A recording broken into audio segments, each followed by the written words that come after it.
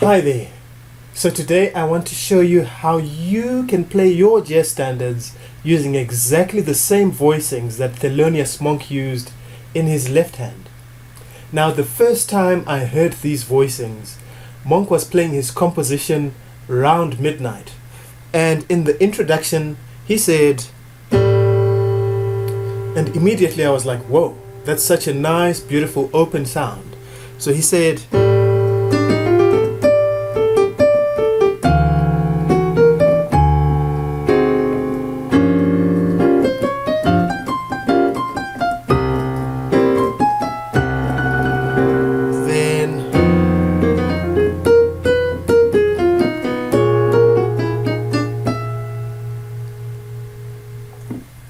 now, I worked all that out, and today I want to share with you what I discovered. So first, let me explain the theory behind these left-hand voicings that Thelonious Monk plays. The first thing he does is he plays the root in the left hand. So if he's playing a C7, he might play the C, and then on top of the C he might play either the third or the seventh. So it's always the root at the bottom and then either the third or the seventh at the top.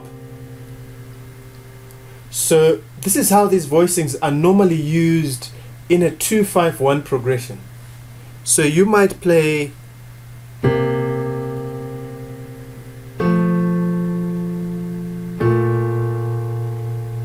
that's in the key of B flat.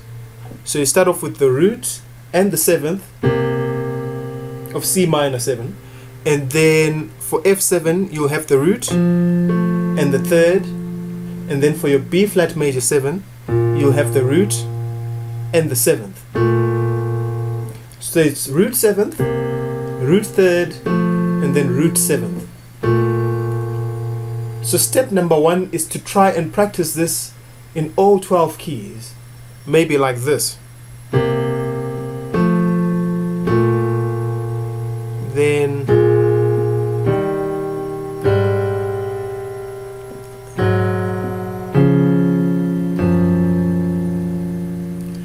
so I'm just going down in whole tones. So here's what Monk plays on Round Midnight. I want you to pay attention to all the times he plays these 3-note voicings in the left hand.